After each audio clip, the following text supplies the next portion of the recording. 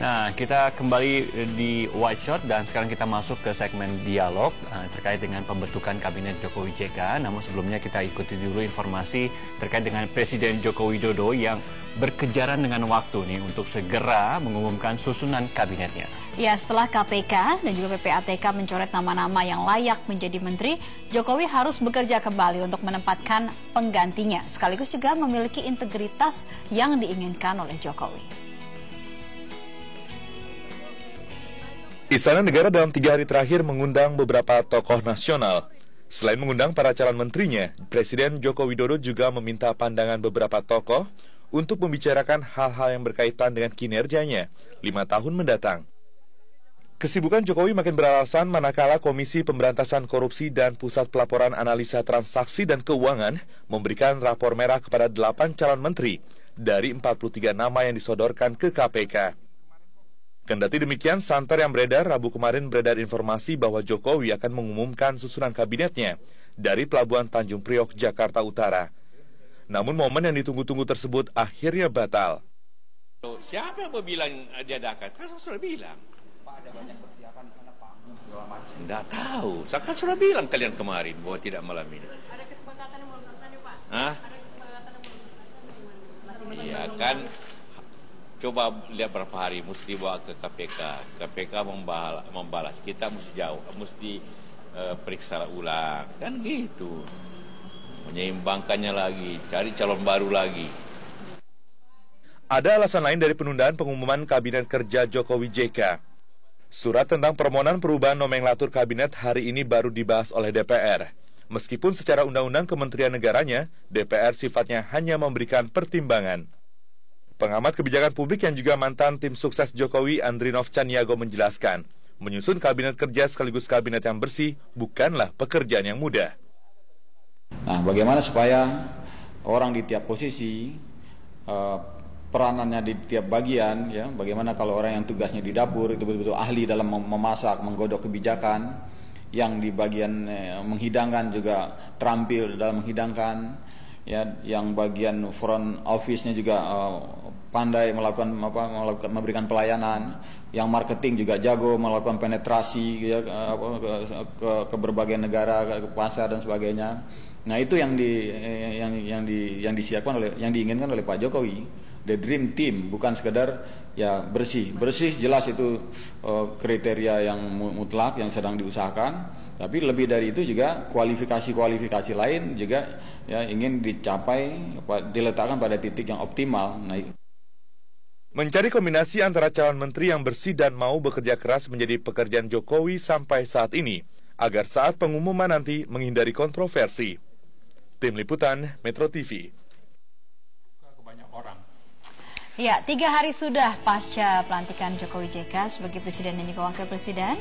Mereka bekerja tanpa menteri-menteri kabinet, ya, dan seluruh masyarakat Indonesia sudah benar-benar menunggu, begitu ya, siapa menteri yang akan benar-benar bekerja untuk keperluan rakyat. Ya, memang secara undang-undang kementerian pembentukan kementerian ini paling lambat 14 hari sejak dilantik, namun harapan publik ini begitu besar setelah Jokowi juga menjanjikan langsung bekerja pasca dilantik. Ini ada ungkapan, biar lambat asal selamat, istilahnya seperti itu ya. Nah, inilah dia kehati-hatian dari Jokowi dalam menyusun kabinetnya setelah KPK memberikan rapor merah kepada 8 calon menteri yang disodorkan oleh Jokowi. Belum lagi nama-nama calon menteri yang masuk rapor kuning oleh KPK. Ya, kami dengar ada 7 orang lagi, 7 nama lagi. Ya, total ada 15 nama. Nah, sebegitu sulitkah sebenarnya menyeleksi menteri, orang yang kompeten dan juga bersih dari korupsi di negeri ini? Ya, dan apakah begitu menyaring menteri yang benar-benar bersih? Kami akan membahasnya ini bersama 2 narasumber yang sudah hadir di sini. Ada Bang Syukur Nababan, yaitu politikus dari PD Perjuangan, dan juga Budiarto Sambazi, wartawan senior. Selamat sore, Bapak-bapak. Selamat sore, Hari Mas. Selamat sore juga, Bang Syukur. Selamat sore. Bang Syukur nih, kita langsung to the point aja nih Bang Syukur. Kita nanya ya, Pak Jokowi saat ini setelah 15 nama tadi ya, 8 merah dengan 7 diberi tanda kuning ini, apa yang sekarang sedang dilakukan Pak Jokowi dari nama-nama menterinya ini yang ternyata dapat tanda dari KPK dan PPATK?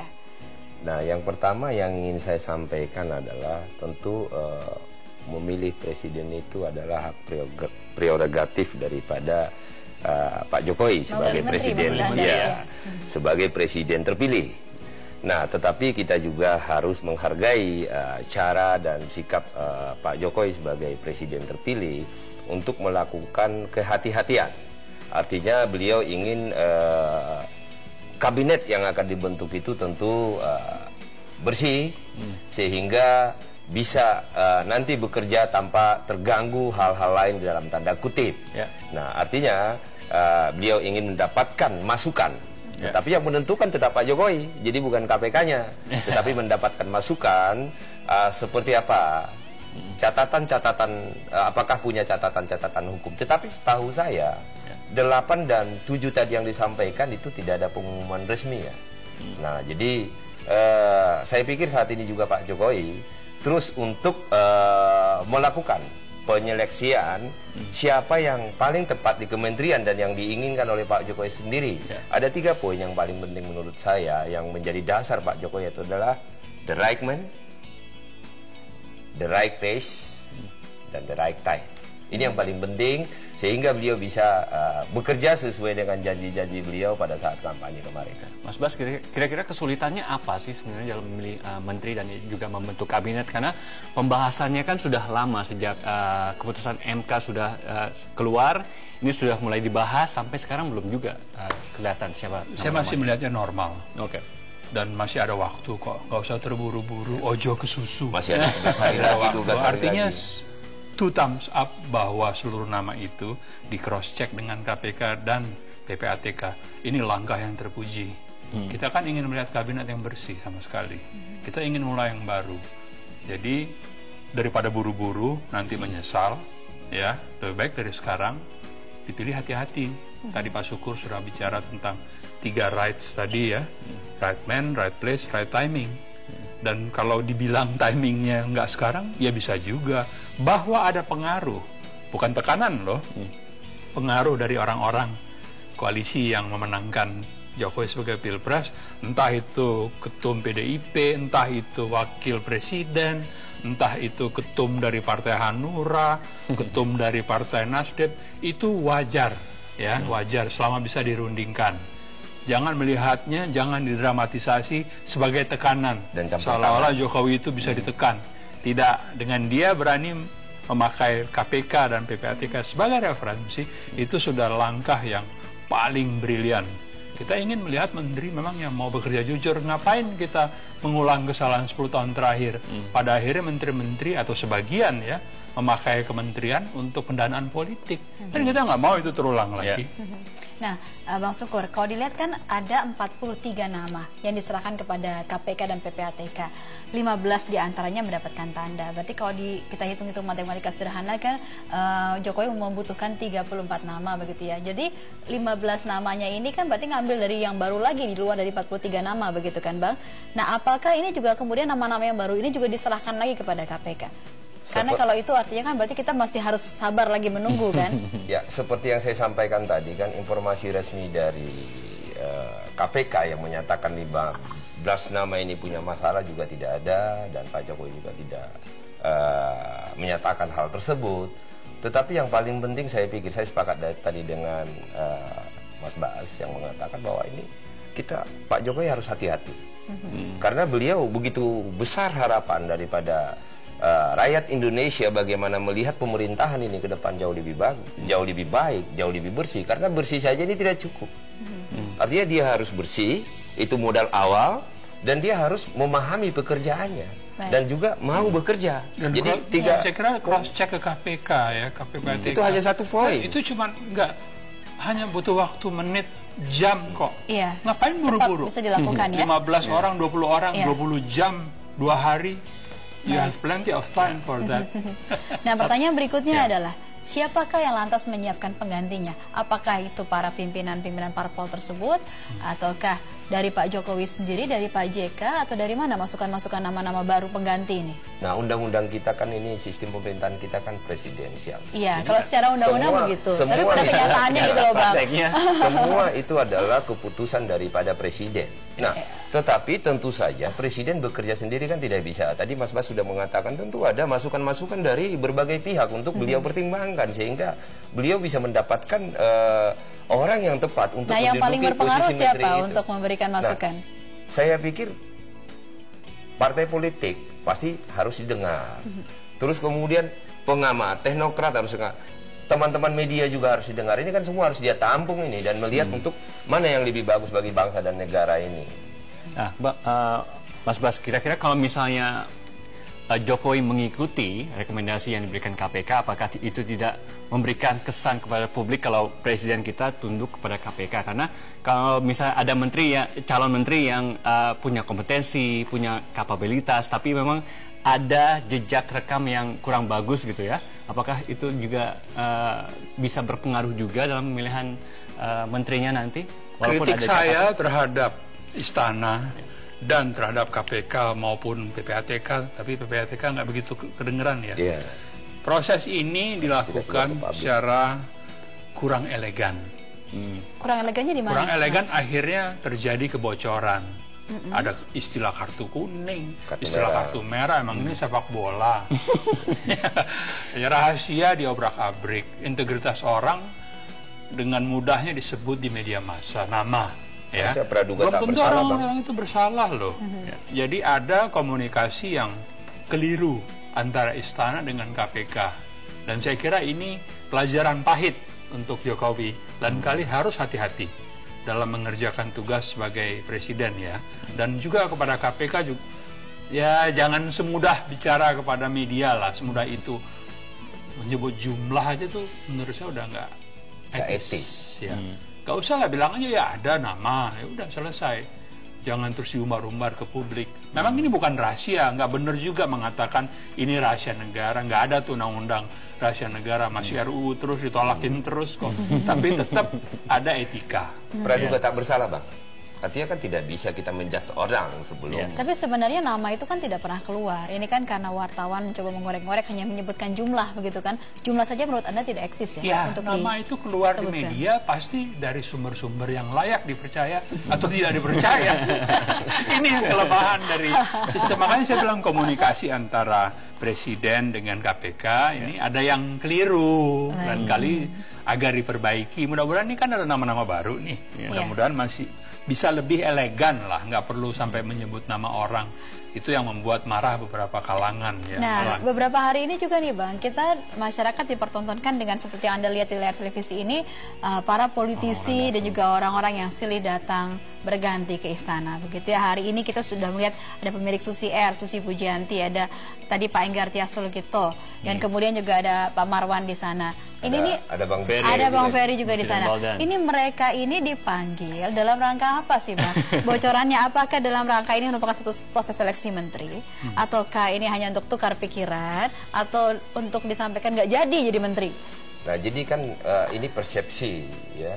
Jadi saya tadi sudah sampaikan, tentu Pak Jokowi kan perlu masukan-masukan. Nah, ini bisa saja yang dipanggil itu seperti yang kita katakan tadi. Nah, bisa untuk urusan menteri, bisa untuk minta mendapatkan masukan, ya banyak kan ini. Jadi tidak bisa yang datang ke istana pada saat ini langsung kita, oh ini jadi calon menteri. Nah, gitu loh. Bisa Jadi, kita menyamakan dengan prosesnya Pak SBY dulu, begitu kan? Ini- Pak SBY kan memanggil satu persatu ke Satu persatu Cikeas, sudah begitu. Ini datang. sama nggak Ini kan sebenarnya terbuka, dengan itu? waktu Pak SBY dulu 10 tahun terakhir ini kan beliau terbuka mengatakan bahwa yang dipanggil itu dia akan melakukan seleksi sendiri. Nah di sini kan Pak Jokowi tidak menyatakan itu. Jadi cuman kita, persepsi kita yang datang ke istana di hari-hari terakhir ini menjadi calon menteri nih. Jadi tidak demikian, tetapi bisa saja untuk mendapatkan masukan-masukan siapa yang cocok dan macam-macam. Jadi jangan udah datang ke istana nanti tidak enak, padahal nggak jadi. Kalau kita bandingkan ya, diskusi. Kalau kita bandingkan ya Mas Bas. Nanti Mas Bas nanti dipanggil ke istana. Tapi kalau kita bandingkan dengan pemilihan menteri atau penyusunan kabinet sebelumnya dari presiden sebelumnya, ini seperti apa memang kira-kira sejarahnya? Kan dari awal Jokowi sudah menyatakan ingin kabinet yang bersih, ingin yang prerogatif, kabinet kerja. Ya itu ekspektasi masyarakat tinggi. Kan kalau presiden-presiden sebelumnya nggak pernah ada janji seperti ini. Dan saya kira drama dari kedatangan orang-orang tersebut ke istana, walaupun ada yang mungkin ditawari, ada yang tidak, itu ya bagian dari akuntabilitas. Penting pers mengetahui, penting mengawal proses. Supaya orang tahu, masyarakat tahu melalui media ya, melalui pers bahwa ini orang-orang ini ntar dia ada nggak pantas dipanggil aja udah marah. Ada loh. Melihat wajahnya di TV, wah ini orang nggak pantas. Jadi harusnya kita senang kan melihat ini semua kan. Jadi kita jangan terlalu menghiraukan bahwa ini kepepet, diuber setan, berlomba dengan waktu. Kalau masih ada waktu, menurut saya seminggu atau hampir 2 minggu untuk menyelesaikan ini. 11 hari Dan lagi. saya kira semua proses ini akan berjalan sesuai dengan timing, karena nggak butuh waktu banyak kok untuk menentukan nama terakhir kabinet. Baik, kita akan elaborasi lagi mengenai hal ini karena banyak juga masyarakat yang sudah mulai begini. Ini nih katanya kabinet kerja ini belum mulai kerja nih, udah mau ke hari keempat begitu ya. Tapi kita akan bahas lagi mengenai hal ini sesaat lagi.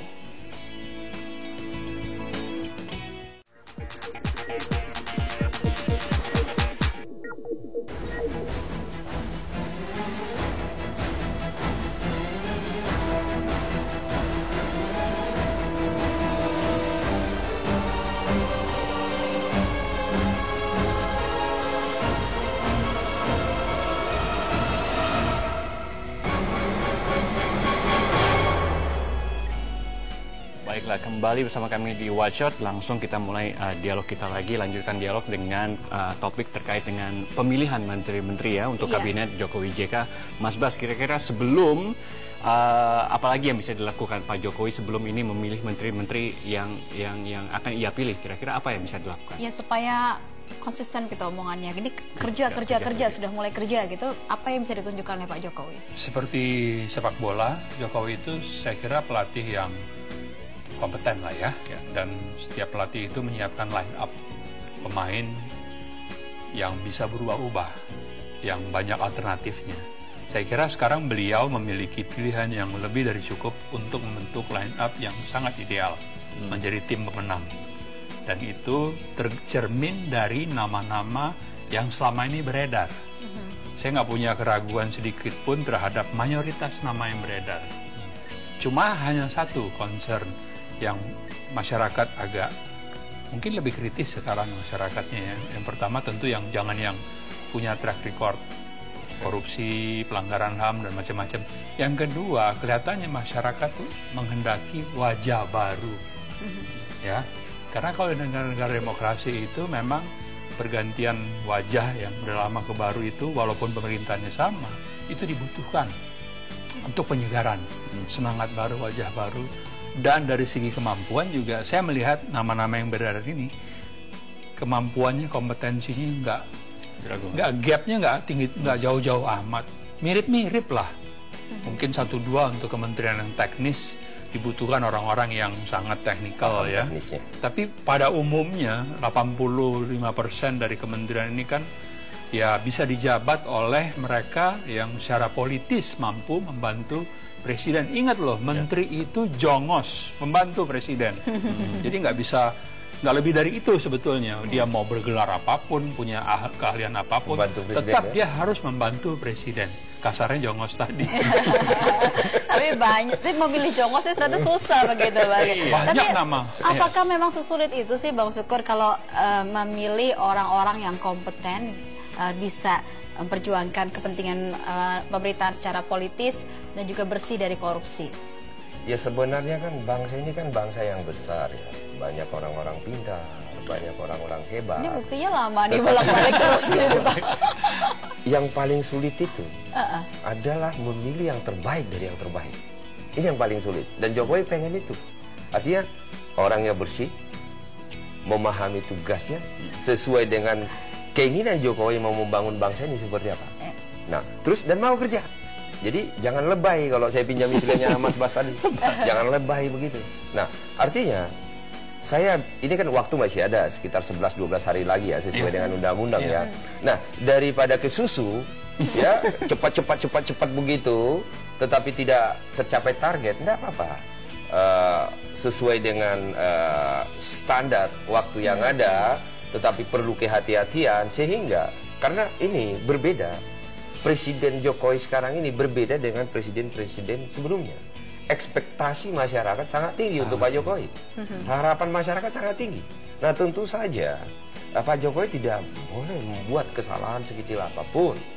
Bahwa menteri-menteri yang beliau pilih itu harus mampu mengimplementasikan harapan daripada rakyat dan juga keinginan daripada Pak Jokowi. Jadi ini memilih, jadi sebenarnya tidak sulit.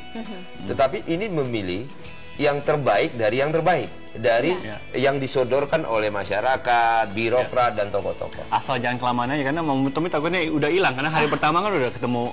Tidak perlu takut momentumnya, karena ini ada 5 tahun kan. Kalau lihat dari momentum ya, ada sedikit yang harus dikoreksi juga. Setiap kementerian itu pada dasarnya tetap berjalan, walaupun belum ada menteri. Karena pejabat di bawah menteri itu bekerja menjalankan mesin sekretaris menteri, dirjen ada semua. Setiap hari itu juga harus dipahami supaya nggak ada terkesan bahwa nggak ada menteri berhenti itu nggak juga jalan terus kok. Nah, Mas Budiarto, kalau tadi kan dikatakan ini kan kita hargai kemauannya Pak Jokowi, cita-citanya untuk memilih yang terbaik dari yang terbaik. Tapi kalau Mas sebagai wartawan yang melihat proses pemilihan menteri sejauh ini dari beberapa presiden yang sudah ada kritikan nggak dengan caranya Pak Jokowi memilih kali ini? Saya mengkritik bukan presidennya, saya mengkritik sistemnya. Sejak reformasi, sejak kabinet itu dibentuk pertama kali pada era reformasi oleh Presiden Abdurrahman Wahid, memang terkesan seperti sirkus. Karena politisi banyak berkepentingan, partai menyetor banyak orang, hingar-bingar, media tentu memberitakan sesuai dengan tugas dan fungsinya. Tapi lama-kelamaan proses itu menjadi proses yang kelihatannya menjadi dramaturgi yang lebay tadi. Sampai sekarang itu masih terjadi. Sampai di era Pak Jokowi juga Anda melihatnya seperti itu? Sebelumnya Pak Harto, Bung Karno nggak begini, Habibie pun nggak begini. Itu berjalan elegan, sistematis, ya semua tahu apa yang harus dikerjakan. Tapi setelah reformasi, ini menjadi tontonan atau menjadi drama yang kelihatannya lebih banyak lebaynya. Lantas apa yang harus diperbaiki dari sistem itu? Dari sistem lebay itu yang Anda lihat? Ya, sebetulnya juga sekarang itu kalau misalkan ekspektasi masyarakat tidak setinggi yang terhadap Jokowi, mungkin nggak akan begini. Lagi-lagi ya harus garis bawahnya, Jokowi sendiri yang mengatakan bahwa ini kabinet kerja. Makanya masyarakat mengharapkan kerja. Ini yang cukup penting harus digaris bawahi. Dan masyarakat itu kan juga kadang-kadang juga mereka tuh ya lebay juga sih. Mereka nguping terus, nonton TV terus, ingin tahu partisipasi. Ini kan masih 3 hari, masih 5 tahun lagi nih. Jadi itu penting memang. Ini bisa diganti loh di tengah jalan. Tidak perlu pesusu ya. Jadi artinya yang saya katakan tadi, ya hati-hati, dapat yang bersih, yang memahami tugasnya dan mau kerja, itu yang paling penting. Jadi nggak ojo ke susu ini kapan? Kira-kira minggu ini kah? Atau minggu depan kah? Atau kalau saya yang jadi presiden saya akan jawab.